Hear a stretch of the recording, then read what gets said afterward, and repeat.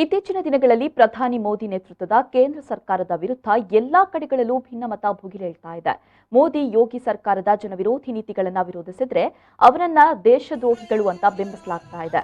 ನಮಗೆ ಯಾರ ಮೇಲೂ ಭಿನ್ನಮತ ಇರಬಹುದು, ಆದರೆ ಯಾವ ಭಿನ್ನಮತವೂ ದೇಶದ್ರೋಹವಾಗಲು ಸಾಧ್ಯವಿಲ್ಲ ಅಂತ ಪ್ರಗತಿಪರ ಚಿಂತಕ, ಪತ್ರಕರ್ತ ಶಶಿಧರ್ ಹೆಮ್ಮಾಡಿ ಹೇಳಿದರು. ಅವರು ಉತ್ತರ ಪ್ರದೇಶದ ಪೊಲೀಸರಿಂದ ಪಾಪ್ಯುಲರ್ ಫ್ರಂಟ್ ಆಫ್ ಇಂಡಿಯಾ ಕಾರ್ಯಕರ್ತರ ಅಪಹರಣವನ್ನ ಖಂಡಿಸಿ ಕುಂದಾಪುರದ ಶಾಸ್ತ್ರಿ ವೃತ್ತದಲ್ಲಿ ಪಿಎಫ್ಐ ಕುಂದಾಪುರ ಘಟಕದ ನೇತೃತ್ವದಲ್ಲಿ ನಡೆದ ಪ್ರತಿಭಟನಾ ಸಭೆಯಲ್ಲಿ ಮಾತನಾಡಿದರು.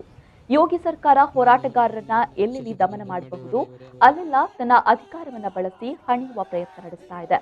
ಹತ್ರಾಸ್ ಪ್ರಕರಣದ ಸತ್ಯವನ್ನ ಬಯಲಿಗೆಳಲು ಹೋದ ಪಿಎಫ್ಐ ಕಾರ್ಯಕರ್ತರನ್ನ ಅವರ ಮನೆಯವರಿಗೂ ಗೊತ್ತಿಲ್ಲದ ಹಾಗೆ ಬಂಧಿಸಿರುವುದು ಖಂಡನೀಯ ಅಂತ ಹೇಳಿದ್ರು. ಯುಪಿಯಲ್ಲಿ ನಡೆದಂತ ಒಂದು ಅತ್ಯಾಚಾರ, ರಾತ್ರೋರಾತ್ರಿ ಆ ಹುಡುಗಿಯನ್ನ ಇವರು ಆ ಸಬೂತ್ ಕೂಡ ಸಿಗದ ಹಾಗೆ ಆ ಹೆಣ್ಣನ್ನ ಸುಡ್ತಾ ಇರ್ತಾರೆ. ಅಂತ ಒಂದು ಪೈಶಾಚಿಕ ಕೃತ್ಯವನ್ನ ಯೋಗಿ ಸರ್ಕಾರ ಬೆಂಬಲಿಸುತ್ತೆ.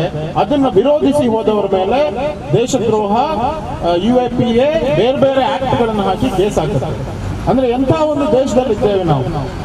ನೀವು ಇತ್ತೀಚೆಗೆ ಫೇಸ್ಬುಕ್ ಅಲ್ಲಿ ಮತ್ತು ಸೋಷಿಯಲ್ ಮೀಡಿಯಾದಲ್ಲಿ ಒಂದು ಪೋಸ್ಟರ್ ವೈರಲ್ ಆಗ್ತಾ ಇದೆ.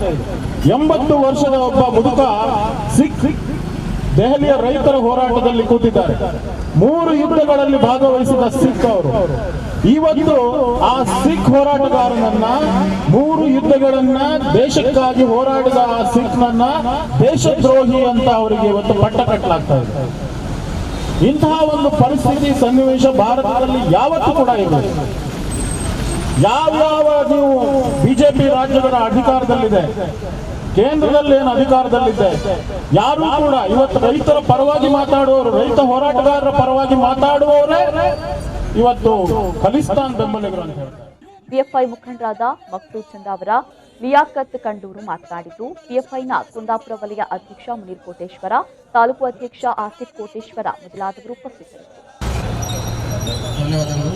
ಪಾಪ್ಯುಲರ್ ಫ್ರಂಟ್ ಆಫ್ ಇಂಡಿಯಾ ಹಮ್ಮಿಕೊಂಡಂತ ಈ ಒಂದು ಕಾರ್ಯಕ್ರಮಕ್ಕೆ ಪಾಪ್ಯುಲರ್ ಫ್ರಂಟ್ ಆಫ್ ಮಾನ್ಯ ಶಶಿಧರ್ ಹೆಮ್ಮಾಡಿ ಅವರೇ